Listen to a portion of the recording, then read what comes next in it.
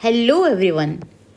अपने previous videos में हम ऑलरेडी ह्यूमन रिप्रोडक्शन से रिलेटेड बहुत सारे एस्पेक्ट्स को डिस्कस कर चुके हैं और आज के वीडियो में हम लोग इन रियलिटी पढ़ेंगे कि what is the process of reproduction होता कैसे है और कैसे एक स्पर्म और ओवम फ्यूज़ करके जाइगोट बनाते हैं जो बाद में एक एम्ब्रियो बन जाता है और मदर की बॉडी के अंदर वो कैसे इम्प्लांट हो जाता है, एक फ़ीमेल कैसे प्रेग्नेंट हो जाती है, बच्चे का बर्थ कैसे होता है, क्योंकि ये सारी बातें हमारी अपनी लाइफ के साथ रिलेटेड हैं।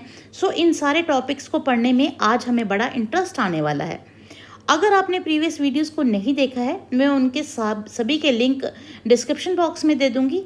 आप प्लीज़ उनको देखिए सो दैट आपको इस चैप्टर को समझने में बड़ी आसानी होगी। सो बने रहिए मेरे साथ वीडियो के एंड तक।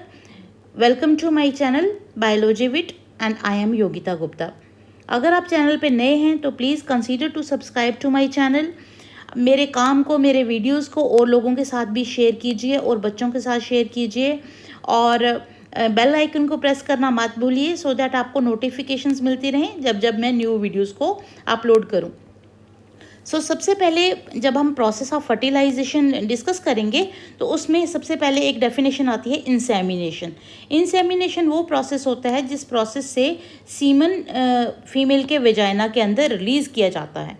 सीमन एक ऐसा फ्लूइड है जो मेल की रिप्रोडक्टिव ऑर्गन से निकलता है जिसके अंदर स्पर्म्स होते हैं। जब तक ये सीमन वेजाइना के अंदर रिलीज़ नहीं होगा, इंसेमिनेशन नहीं होगी, तो कैसे एक ओवम जो है वो स्पर्म के साथ फर्टिलाइज करेगा। ओके, तो सबसे पहले सीमन को वेजाइना के अंदर रिलीज़ कराने के प्रोसेस को कहते हैं इंसेमिनेशन। जब सीमन वेजाइना में रिलीज़ हो जाता है उसके बाद ओवम और स्पर्म की फ्यूजन होती है और उस प्रोसेस को कहते हैं फर्टिलाइजेशन। नाउ फर्टिलाइजेशन के लिए क्या होता है कि जो वेजाइना में सीमन रिलीज़ किया गया था उसमें, क्योंकि आपको पता है बहुत मिलियंस ऑफ स्पर्म्स होते हैं, वो यहाँ से जाते हुए फैलोपियन ट्यूब के इस एम्प्यूला रीजन में जाके रुक जाता है। बहुत सारे स्पर्म्स जाते हैं और यहाँ पर ही इस ओवरी ने ओवम को भी रिलीज़ किया होता है एम्प्यूला रीजन में। ठीक है, इस एम्प्यूला रीजन जो है वो किसका रीजन है? फैलोपियन ट्यूब का। अब यहाँ पर ये दोनों आपस में अगर मिल गए और तब इनकी फ्यूजन हो जाती है जिस प्रोसेस को कहेंगे फर्टिलाइजेशन। इसका मतलब ये हुआ कि फर्टिलाइजेशन के लिए इन दोनों का साइमल्टेनियसली यहाँ पर आना ज़रूरी है। अगर ओवम रिलीज़ हो गया और स्पर्म वहाँ पर टाइम पे नहीं पहुँचा या मिलियंस ऑफ स्पर्म्स यहाँ पर आ गए उस टाइम पे जब यहाँ पर ओवरी ने ओवम को रिलीज़ ही नहीं किया था, ओवुलेशन हुआ ही नहीं था, तब फर्टिलाइजेशन नहीं होती है। तो फर्टिलाइजेशन होने का चांस है जब ओवुलेशन या ओवुलेशन के बाद के 2-3 दिन। ओवुलेशन आपको पता ही है कि वो 14th day of menstrual cycle पे होता है। उसकी वीडियो भी मैंने अपलोड की हुई है, आप जब उसको देखोगे तब आपको और ज़्यादा समझ आएगा। नौ जब फर्टिलाइजेशन का प्रोसेस हो रहा है तो जब ये इस ओवम के साथ ये स्पर्म ने यहाँ पर फ्यूजन के लिए इसके साथ इसके पास आ गया है, तो सबसे पहले ये स्पर्म इस ओवम की जिस लेयर को टच करता है उसको कहते हैं जोना पेल्यूसिडा। उसको कहते हैं जोना पेल्यूसिडा। ये लेयर जो है this is known as zona pellucida और इसके साथ ये स्पर्म यहाँ पर जाकर इसको टच करता है। ठीक है, इसके टच करने से ये इस ओवम के अंदर कुछ ऐसी चेंजेस को इंड्यूस कर देता है कि जो बाकी इसके साथी आए थे स्पर्म इसके साथ चलते चलते, क्योंकि सीमन में तो मिलियंस ऑफ स्पर्म्स थे, तो ये जो बाकी साथी इसके साथ चलते चलते आए थे उनकी एंट्री यहाँ पर बैन हो जाए और सिर्फ यही एक स्पर्म जो है ओवम के साथ फर्टिलाइज कर पाए। ठीक है, जब इसने ये स्पर्म जब ओवम के पास पहुंचा तो आपको पता है स्पर्म का जो ऊपर वाली टिप होती है ये वाली, this tip is known as acrosome, है ना। तो एक्रोसोम जो है वो उसके सहारे ये स्पर्म जो है इसके अंदर इसके ओवम के अंदर या एग के अंदर एंट्री लेता है और किस लेयर को फाड़ के जाता है वो उसके अंदर, उसको कहते हैं जोना पेल्यूसिडा, जैसे मैंने पहले बताया आपको। और जैसे ही ये इसके अंदर इसका टिप जो एक्रोसोम इसके अंदर आया तो उससे जो उसकी सेकेंड मियोटिक डिवीजन जो रुकी हुई थी oocyte की, सेकेंडरी oocyte की, ये जो बेसिकली ये जो ओवम नहीं था, ये अंदर वाला जो जोना पेल्यूसिडा के अंदर ये जितना भी पर्पल कलर का सेल है ये क्या था basically? This was secondary oocyte, है ना, जिसकी अभी सेकेंड म्योटिक डिवीजन अभी अरेस्ट थी इन द मेटाफेज स्टेज। तो जैसे ही ये स्पर्म इसके अंदर आया तो ये सेकेंडरी oocyte अपनी सेकेंड म्योटिक डिवीजन को कंप्लीट करता है। ये भी अनइक्वल डिवीजन होती है और इसमें भी एक पोलर बॉडी बनती है जिसको कहते हैं सेकेंड पोलर बॉडी, और साथ में एक हैप्लॉइड ओवम बनता है। अब बना ओवम, समझ के, जब स्पर्म मिला तब ओवम बना। अगर स्पर्म नहीं मिलेगा तो यही सेकेंडरी oocyte जो है वो बॉडी से निकल जाता है through the process of menstrual cycle, जो प्रीवियस वीडियो में हमें पढ़ा। तो यहाँ पर अब स्पर्म मिलने के बाद इसकी ये कंप्लीट हुई सेकेंड म्योटिक डिवीजन, और सेकेंड म्योटिक डिवीजन कंप्लीट होने के बाद ये बन गया हैप्लॉइड ओवम। ओके, अब इस हैप्लॉइड जो न्यूक्लियस है इसका, स्पर्म का और ओवम का, ये फ्यूज़ करते हैं दोनों और अब एक डिप्लॉयड जाइगोट बनाते हैं। अब ये जो डिप्लॉयड जाइगोट है ये बाद में एक फुल फ्लेज्ड ऑर्गेनिज्म, एक फुल फ्लेज्ड बच्चा बन जाएगा। और क्योंकि उसकी बॉडी के हर सेल डिप्लॉयड होने वाला है, इसलिए ये दोनों हैप्लॉयड न्यूक्लियस जब कंबाइन करते हैं तो बाद में जाइगोट जो है वो डिप्लॉयड बनता है। नाउ जो इसका दोनों का ये इस पिक्चर में ये दिखाया है कि दोनों के जो हैप्लॉयड न्यूक्लियस हैं ये प्लस हुए, ये जो कंबाइन किए, और ये जो न्यू सेल बना, this is known as zygote. Okay, अब बात ये है कि जाइगोट तो बन गया। अब ये सबसे इम्पॉर्टेंट टॉपिक इसमें ये भी है कि कैसे एक चाइल्ड की सेक्स डिसाइड होती है कि ये जो आने वाला बच्चा है जो जाइगोट बना है, जिसने अब बाद में बेबी बनना है, वो मेल होने वाला है कि फीमेल होने वाला है। अब आपको पता है कि जो क्रोमोसोमल अरेंजमेंट है फीमेल्स में, उसमें उनका अरेंजमेंट होता है XX, है ना, और जो मेल्स होते हैं उनका क्रोमोसोमल अरेंजमेंट होता है XY। ठीक है, अब इसमें इसके जो गैमीट्स निकलेंगे, इसके जो ओवम निकलेंगे, ये फीमेल है, फीमेल का साइन मैं ऐसे बना देती हूँ और मेल का साइन मैं ऐसे बना देती हूँ। तो फीमेल में से जो जितने भी गैमीट्स निकलेंगे, क्योंकि वो हैप्लॉइड होंगे, उनमें सिर्फ होगा क्या, X क्रोमोसोम। ओके, और जो मेल है ये वाला, इसके अंदर के जो गैमीट, जो स्पर्म्स बनेंगे, या तो उस स्पर्म के अंदर, मैं स्पर्म की शक्ल दूसरे तरीके से बनाऊंगी ताकि आपको कोई कन्फ्यूजन ना हो। तो ये जो स्पर्म बनेगा इसके अंदर या तो ये जो दो स्पर्म्स बन रहे हैं इसके अंदर या तो X क्रोमोसोम होगा या फिर Y क्रोमोसोम होगा। मैं इनको बाहर लिख दूं या अंदर लिख दूं, यहाँ लिख देती हूँ। इसके यहाँ पर इसके अंदर या तो X क्रोमोसोम होगा या Y क्रोमोसोम होगा। मगर जो फीमेल है, जो मदर है, उसके अंदर जो गैमीट्स हैं, जो ये ओवम है, ओवा जिसको कहेंगे प्लूरल में, और ये हैं स्पर्म्स। तो ओवा जो हैं वो प्रोड्यूस होंगे, उनके अंदर XX क्रोमोसोम ही होगा, क्योंकि फीमेल के पास है ही XX क्रोमोसोम जो सेक्स क्रोमोसोम्स हैं, और मेल के सेक्स क्रोमोसोम जो फादर के सेक्स क्रोमोसोम्स हैं उनमें X भी है और Y भी है। ठीक है, अब जब फर्टिलाइजेशन होगी, अगर ये गैमीट जो है, जो ओवम प्रोड्यूस हुआ होगा, उसके साथ ये वाला स्पर्म जो X कैरी कर रहा है, दोनों के XX मिलेंगे तो ये एक फीमेल बेबी होगा। ठीक है, ये बच्चा फीमेल बनेगा।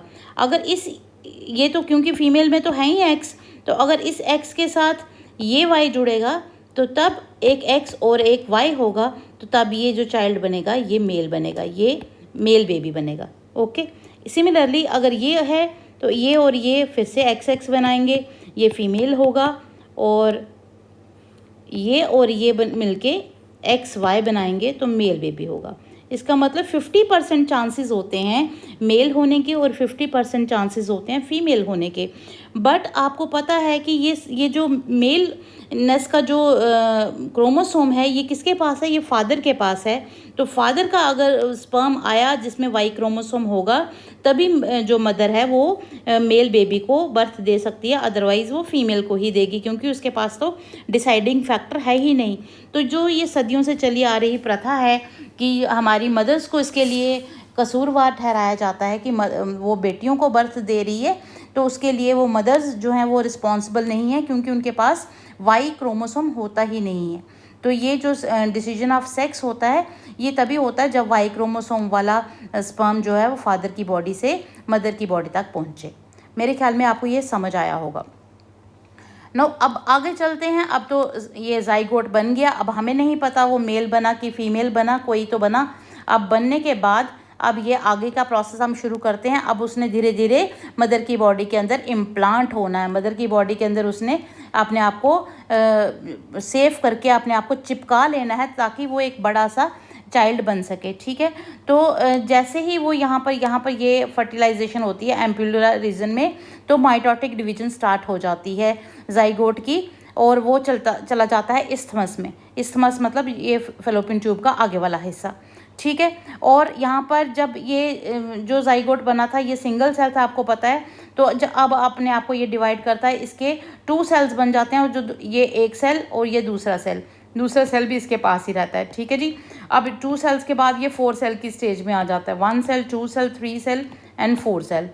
इसी तरह से ये डबल हो जाता है। 2, 4, 8 और 16 इसके जो डॉटर सेल्स बन जाते हैं, उन सेल्स को कहते हैं ब्लास्टोमियर्स। ये सेल्स को क्या कहेंगे हम? ब्लास्टोमियर्स। और डिवीजन करने के, माइटोटिक डिवीजन करने के प्रोसेस को कहेंगे क्लीवेज।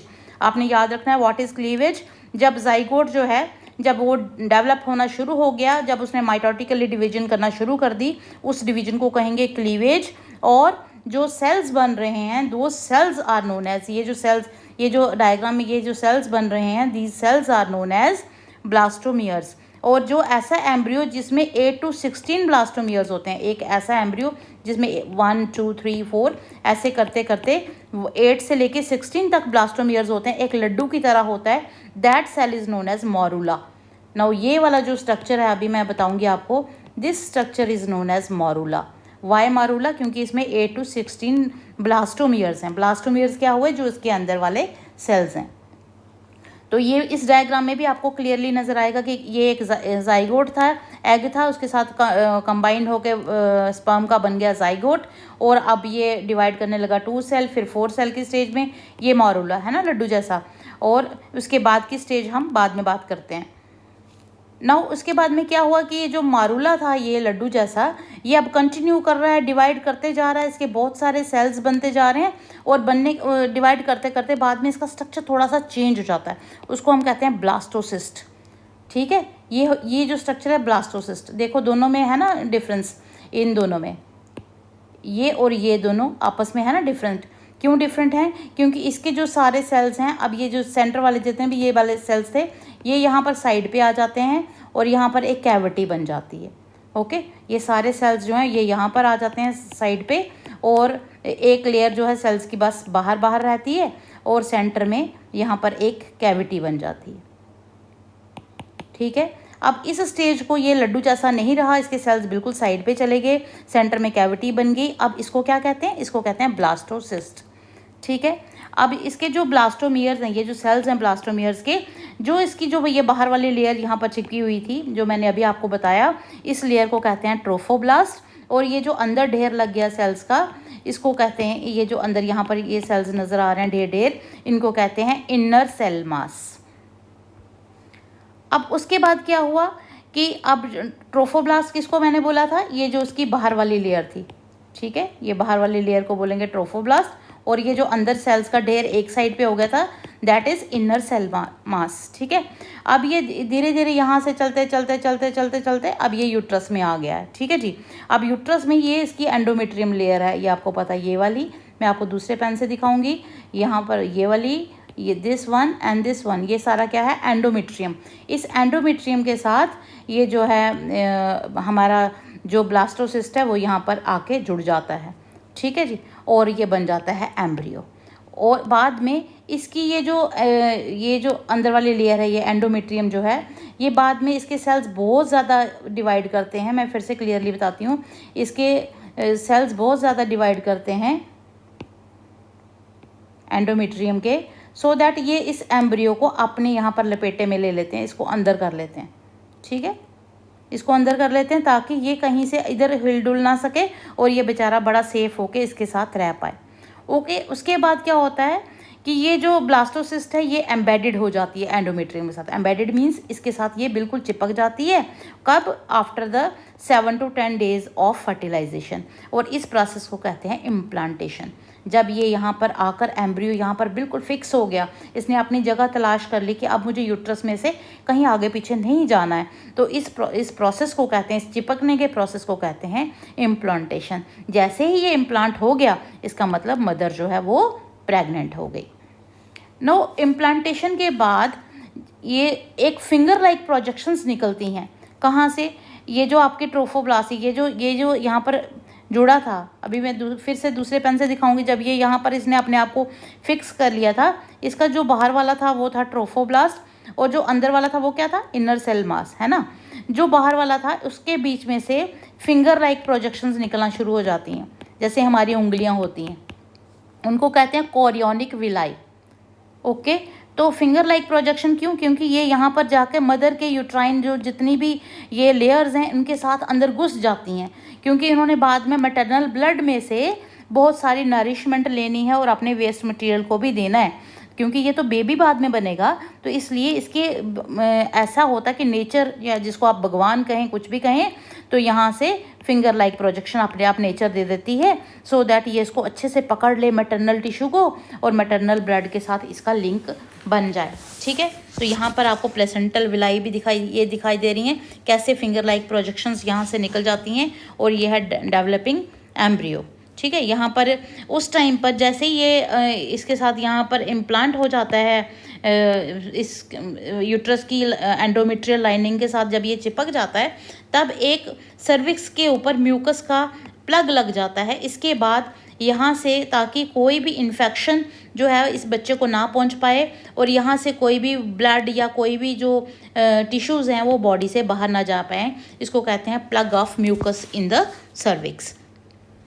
तो उसके बाद में क्या हुआ? जो कोरियोनिक विलाई थी, मैंने अभी आपको कहा था, वो क्या थी? वो थी फिंगर लाइक प्रोजेक्शंस।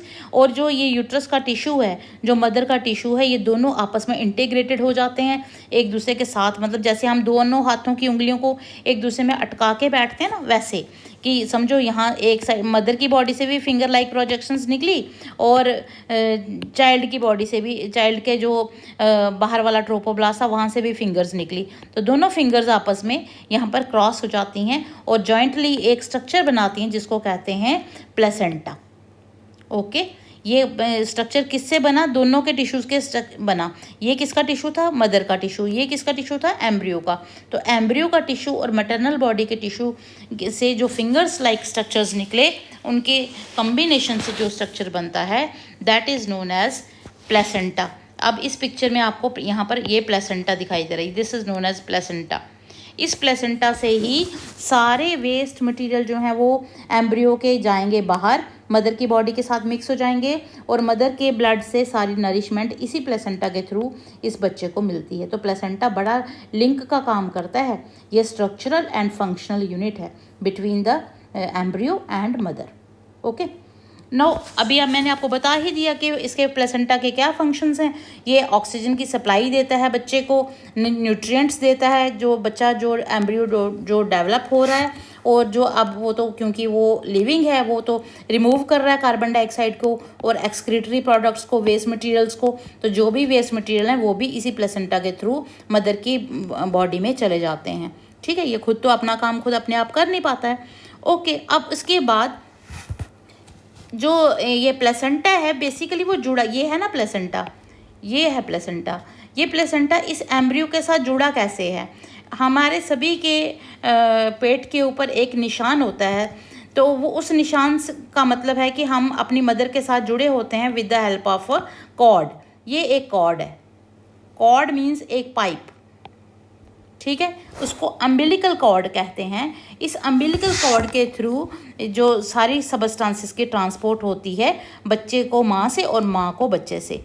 बच्चा मीन्स एम्ब्रियो, जो मदर की बॉडी के अंदर बच्चा डेवलप हो रहा है, अभी उसका बर्थ नहीं हुआ, उसको हम चाइल्ड नहीं कहते हैं, उसको हम एम्ब्रियो कहते हैं। जैसे ही एम्ब्रियो थोड़ा सा और बड़ा हो जाता है, 3-4 महीने हो जाते हैं उसको डेवलप होते, तब हम उसको फीटस कहते हैं। ओके, समझ आ रही है? And this is known as umbilical cord, जिसके थ्रू हमारा जो कनेक्शन है वो मदर की बॉडी तक रहता है। ओके, अब प्लेसेंटा जो है ना वो एंडोक्राइन टिश्यू का भी काम करता है। एंडोक्राइन टिश्यू का मतलब हो गया कि इसमें से बहुत सारे हार्मोन्स भी निकलते हैं जब मदर प्रेग्नेंट होती है। और वो कौन से हार्मोन हैं, क्योंकि एग्जाम में पूछे जाते हैं, MCQ में, शॉर्ट आंसर में, नीट में। वो हार्मोन्स हैं chorionic gonadotropin, human placental lactogen, estrogen and progesterone. ये आपने इनके नाम याद करने हैं कि ये हार्मोन्स जो हैं ड्यूरिंग प्रेगनेंसी प्लेसेंटा में से निकलते हैं। अब जब लेटर फेज ऑफ प्रेगनेंसी होता है तो एक और हार्मोन निकलता है इसमें मतलब ओवरीज निकालती हैं, उसको कहते हैं रिलैक्सिन। ये फीमेल की ओवरीज में से निकलता है, ठीक है। तो रिलैक्सिन का काम है कि जब बच्चे की डिलीवरी हो रही होती है तो मदर का वो जो पेल्विक रीजन होता है जहाँ पर यूट्रस है उसको, उसके जो मसल्स हैं उनको रिलैक्स करना और सर्विक्स को ओपन करना, ताकि बच्चे की डिलीवरी अच्छे से हो सके, बच्चे का जन्म अच्छे से हो सके, ठीक है। तो रिलैक्सिन का ये काम है। अब प्रेगनेंसी के दौरान कुछ और हार्मोन्स भी जो मदर के अंदर होते हैं उनका लेवल अचानक से हाई हो जाता है, बहुत ज़्यादा हाई हो जाता है। वो हैं estrogens, progestrogens, cortisol, prolactin, thyroxine etcetera. अब ये क्यों इनका लेवल और ज़्यादा हाई हो जाता है? क्योंकि इन्होंने हेल्प करनी है इन द फीटल ग्रोथ, जो फीटस जिसको एम्ब्रियो मैंने कहा था, जो बच्चा बन रहा है उसकी ग्रोथ में ये हेल्प करते हैं, मदर में मेटाबॉलिक चेंजेस करने में हेल्प करते हैं और प्रेगनेंसी को मेंटेन करने में हेल्प करते हैं, ताकि वो जो ग्रोइंग फीटस है, ग्रोइंग एम्ब्रियो है, वो अच्छे से माँ की बॉडी के अंदर पल सके, उसको कोई भी नुकसान ना हो पाए। तो ये हॉर्मोन्स हेल्प करते हैं। नो, जब इम्प्लांट हो गया बच्चा, उसकी मदर के यूट्रस के साथ अब जुड़ गया हुआ है, अब आपको पता है। अब उसके बाद ये जो उसका, फिर से मैं बताऊंगी, ये इसका था बाहर वाला कौन था, ट्रोफोब्लास्ट, और अंदर जो उसकी लेयर थी उसको, उसका क्या नाम था, उनका नाम थे इनर सेल मास, है ना, ये वाले सेल जो थे। अब ये जो इनर सेल मास है इसकी थ्री लेयर्स बनती हैं। कौन कौन सी? बाहर वाली को कहते हैं एक्टोडर्म, बीच वाली को कहते हैं मीजोडर्म और एंड वाली को कहते हैं एंडोडर्म। मतलब एक्टो और एंडो के बीच वाली जो होती है वो है मीजोडर्म, ठीक है। ये तीनों लेयर्स जो हैं, यहाँ पर मैं पिक्चर्स में भी दिखाई दे रही हैं, ये तीनों लेयर्स जो हैं बाद में उस बच्चे के डिफरेंट टिश्यूज़ को और आर्गन्स को बनाती हैं, ठीक है। उनके बीच में ये जो इनर सेल मास में क्यों ये लेयर्स बनी? क्योंकि इनर सेल मास में कुछ ऐसे सेल्स होते हैं जिनको कहते हैं स्टेम सेल्स। उनमें इतनी पोटेंसी होती है कि वो सारे टिश्यूज़ को और सारे ऑर्गन्स को पैदा कर सके, ओके। जैसे हमारा जो एक्टोडर्म है, जो सबसे बाहर वाली लेयर है, ये वाली, ये बनाती है हेयर, नेल्स, स्किन एट्सेट्रा। और जो मीजोडर्म है ये बनाते हैं lungs, circulatory system, muscular system etcetera. और जो एंडोडर्म है ये बनाती है लीवर, पेनक्रियाज, लंग्स और डाइजेस्टिव सिस्टम एट्सेट्रा।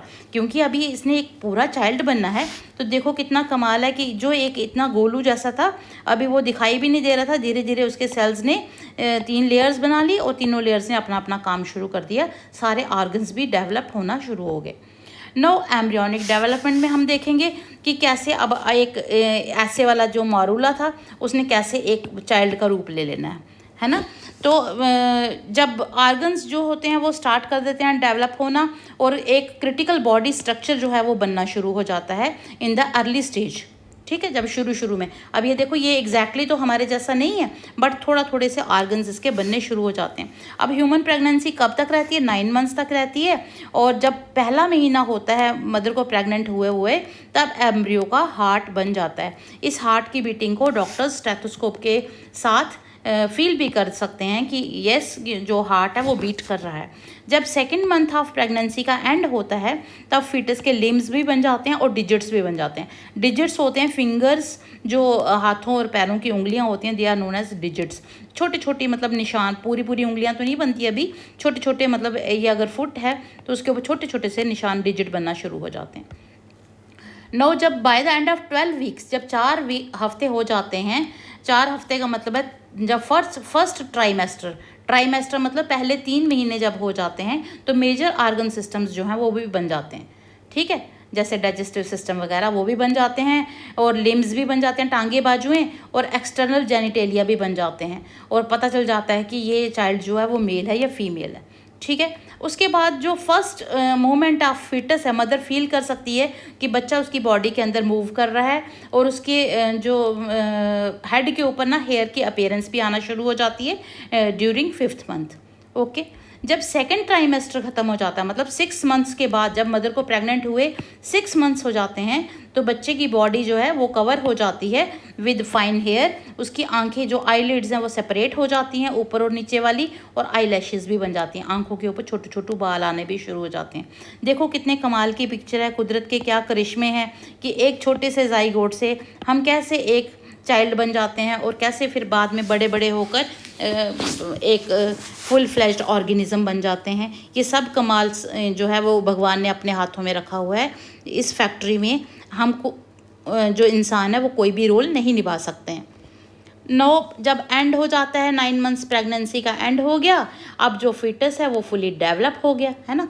अब बच्चा तो बन गया, अब it is ready to for delivery. अब उसको वो तैयार है कि वो माँ की बॉडी के अंदर से निकले। अब ये जो है फीटस ये फुली डेवलप है, ठीक है। अब ये जो है ये जो कैनाल थी यहाँ पर, this is known as vagina, और आगे क्या था, वो सर्वाइकल कैनाल थी, और जो उसका जो बिल्कुल एंड था, दिस ये जो माउथ जैसा था, this is known as cervix, ठीक है। इस सर्विक्स के थ्रू, इस सर्वाइकल कैनाल के थ्रू अब बच्चे की डिलीवरी होती है। Now next is parturition. Parturition क्या होता है? डिलीवरी ऑफ बेबी, बच्चे के जन्म देने के प्रोसेस को कहते हैं पार्चुरेशन, ठीक है। तो जो पीरियड है प्रेगनेंसी का, जो 9 मंथ्स या 9 मंथ्स के ऊपर नीचे 2-4 दिन ऊपर नीचे होता है, उस पीरियड जिस पीरियड तक फीमेल प्रेग्नेंट रहती है, that period is known as gestation. Gestation वो पीरियड होता है जब तक माँ प्रेग्नेंट रहती है, जब तक बेबी माँ के पेट के अंदर रहता है, और जब बेबी की डिलीवरी हो जाती है, that process is known as parturition. और पार्चुरेशन जो है वो, अभी मैंने कितने हार्मोन्स के नाम लिए थे, तो ये पार्चुरेशन तो तब, अब माँ तो आराम कर रही थी, कैसे उसको पता चला कि अब उसकी बॉडी में बच्चे की डिलीवरी होने वाली है? ये एक कम्प्लेक्स एंडोक्राइन मैकेनिज़्म है। उसके जो एंडोक्राइन ग्लैंड्स हैं वो आपस में सिक्रीशंस करना शुरू कर देते हैं। कुछ ऐसी बातें इसकी माँ की बॉडी में होने लगती हैं कि डिलीवरी का टाइम आ जाता है, ठीक है। तो माँ को पार्चुरेशन के सिग्नल्स मिलने शुरू हो जाते हैं। कब? जब ये जो फुली डेवलप्ड फीटस, जो पूरा डेवलप हो गया हुआ है बच्चा, और जो उसका प्लेसेंटा है जिससे वो अभी तक अपना खाना वाना खा रहा था, वो इंड्यूस करते हैं छोटी छोटी, माइल्ड मीन्स छोटी छोटी यूट्राइन कंट्रैक्शंस। ये जो मदर का यूट्रस है, यहाँ पर कंट्रैक्शंस होना शुरू हो जाती हैं। जो यूट्रस के जो मसल्स हैं वो कंट्रैक्ट होना शुरू हो जाते हैं, वो कसना शुरू हो जाते हैं। तो उस कंट्रैक्शंस को कहते हैं fetal ejection reflex. Fetal ejection reflex means जब यूट्राइन की जो वॉल्स हैं वो आपस में वो कंट्रैक्ट होना शुरू हो गई, मसल्स टाइट होना शुरू हो गए, सो दैट ये बेबी जो है बॉडी से बाहर आ जाए। अभी वो माइल्ड ही कर रहे थे, धीरे धीरे ही कर रहे थे, उनको कहते हैं फीटल इजेक्शन रिफ्लेक्स। अब उसके बाद में क्या होता है, जैसे ही थोड़ी थोड़ी सी कॉन्ट्रैक्शंस शुरू हो जाती हैं, फीमेल के मैटरनल मीन्स फीमेल जो मदर है, मदर के पिट्यूटरी ग्लैंड कहाँ होता है? ब्रेन में। तो पिट्यूटरी ग्लैंड के में से एक हार्मोन निकलता है जिसका नाम है ऑक्सीटोसिन। नाम याद रखना, इसका नाम है ऑक्सीटोसिन। ऑक्सीटोसिन क्या करता है? ये यूट्रस के मसल्स के ऊपर एक्ट करता है और यूट्रस की कंट्रैक्शंस को तेज कर लेता है, ठीक है। जितना ऑक्सीटोसिन इसमें से निकलता जाएगा, ऑक्सीटोसिन जितना आएगा इसमें से पिट्यूटरी ग्लैंड से, उतनी ही यूट्रस की जो कंट्रैक्शंस हैं वो फास्ट होती जाती हैं, ठीक है। और फिर से और ऑक्सीटोसिन आता जाता है और यूट्रस की कॉन्ट्रैक्शंस और फास्ट हो जाती हैं। तो ये एक दूसरे के साथ अपने मतलब कोऑर्डिनेशन में रहते हैं, और उससे क्या हो जाता है कि स्ट्रॉन्गर एंड स्ट्रॉन्गर कॉन्ट्रैक्शंस होती जाती हैं कंटिन्यूसली। और उसके बाद जब बहुत सारा विग्रस कॉन्ट्रैक्शन होती है, एक बड़ी सी कॉन्ट्रैक्शन होती है, मसल्स बिल्कुल ही कॉन्ट्रैक्ट हो जाते हैं यूट्रस के, उससे बॉडी जो बेबी है वो उसकी एक्सपल्शन हो जाती है। बेबी जो है वो उस बॉडी से, मदर की बॉडी से बाहर आ जाता है through the birth canal, through the cervical canal, ठीक है जी। तो इन्फेंट की जब डिलीवरी हो गई तो जो प्लेसेंटा था जिसके सहारे मदर और बच्चे का रिलेशन बना हुआ था, वो प्लेसेंटा भी यूट्रस से पूरे का पूरा बाहर आ जाता है, क्योंकि वो बाद में मदर की बॉडी के लिए बिल्कुल भी अच्छा नहीं है, वो पॉइजनस है। तो वो प्लेसेंटा भी पूरा बाहर आ जाता है, और मदर और चाइल्ड का वो जो इंटरनल रिलेशन था, जो अंदर था, वो अब ख़त्म हो जाता है, क्योंकि अब इस चाइल्ड ने बाहर की दुनिया में पलना बढ़ना है, ठीक है। अब उसके बाद जैसे ही बच्चे का बर्थ होता है, तो जो फीमेल के जो मेमरी ग्लैंड्स हैं, फीमेल के जो ब्रेस्ट्स हैं, उसमें डिफ्रेंशिएशन होती है, सेल्स जो हैं वो डेवलप करते हैं। कब? ड्यूरिंग द प्रेगनेंसी, जब मदर प्रेग्नेंट हो जाती है, और जैसे ही बच्चे का बर्थ होता है, दे स्टार्ट प्रोड्यूसिंग मिल्क, ठीक है। एंड ऑफ द प्रेगनेंसी में उनमें से मिल्क की सिक्रेशन होना शुरू हो जाती है, और इस प्रोसेस को कहते हैं लैक्टेशन। क्योंकि ये लैक्टेशन इतना इम्पॉर्टेंट है कि हर बच्चे के बर्थ के साथ भगवान ने हर माँ को मिल्क की सिक्रीशन दे दी कि कोई भी बच्चे को भूखा ना रहे। तो न्यूली बॉर्न को फीड करने के प्रोसेस को कहेंगे हम लैक्टेशन। और जो इनिशियल फ्यू डेज जब बच्चे का बर्थ होता है उसके शुरुआती दिनों में जो मिल्क निकलता है उसको कहते हैं कोलोस्ट्रम। ओके, क्या कहते हैं बच्चों? उसको कहते हैं कोलोस्ट्रम। ये कोलोस्ट्रम जो है ये वेरी वेरी इंपॉर्टेंट है क्योंकि इसके अंदर बहुत सारी एंटीबॉडीज़ होती हैं जो न्यूली बॉर्न बेबीज़ को रेजिस्टेंस देती हैं बहुत सारी डिजीज़ से, बहुत सारी बीमारियों से बचाती हैं। क्यों? क्योंकि ये कोलोस्ट्रम के अंदर होती हैं कौन सी? एंटीबॉडीज़। ठीक है, इसलिए ये जो इनिशियल फ्यू डेज़ जब शुरू का जो मिल्क होता है मदर का जिसमें कोलोस्ट्रम होता है वो मिल्क बच्चे के लिए बड़ा इंपॉर्टेंट होता है। इसलिए ब्रेस्ट फीडिंग रिकमेंड की जाती है डॉक्टर्स के द्वारा कि बॉटल फीडिंग मत कराइए, ब्रेस्ट फीडिंग कराइए सो दैट जो बच्चा जो है वो हेल्दी बेबी के रूप में ग्रो कर पाए और एक हेल्दी इंडिविजुअल बन पाए। मेरे ख्याल में बच्चों आज के वीडियो में आपको बहुत ही मज़ा आया होगा, बहुत इंटरेस्ट आया होगा। अगर आपको कुछ भी मेरे वीडियोस में अच्छा लगता है तो प्लीज़ सब्सक्राइब कीजिए। फिर से कहूँगी मेरे काम को और शेयर कीजिए और अगर कुछ भी अच्छा लगा है तो प्लीज़ एक थम्स अप ज़रूर दीजिए। अगले वीडियो में फिर से मिलेंगे न्यू चैप्टर में। Till then stay safe, stay